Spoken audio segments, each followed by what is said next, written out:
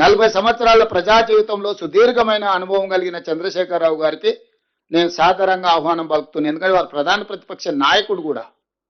వారు ప్రధాన ప్రతిపక్ష నాయకుడు. వారి ఆరోగ్యం బాగుండాలి, ప్రజా జీవితంలో ఉండాలి, వారు ప్రజలకు ఉపయోగపడాలని నేనంటే వాళ్ళ కొడుకు వచ్చింటాడు, ఆయన ఎందుకు వానికి రాడు, ఆయన రాడు, ఆయనతోనేం పని ఉందా?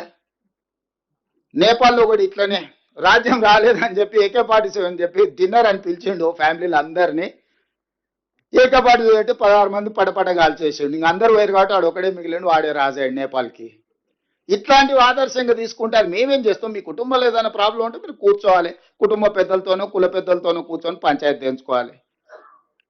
తమ్ముడు చెల్లెలకు పంచాయతీ ఉంటే, బావ బామార్తలకు పంచాయతీ ఉంటే ఎవరినో ఒకరిని కుల పెద్దనో కుటుంబ పెద్దనో పిలుచుకొని పంచాయతీలు తెంచుకోవాలి. కానీ ఈ వీధి భాగత్వాలనే ఓ దిక్కు బావ, ఓ దిక్కు బామార్ది, ఇంకో దిక్కు చెల్లె, ఈయన గల్లీలంట ఆమె ఢిల్లీలంట.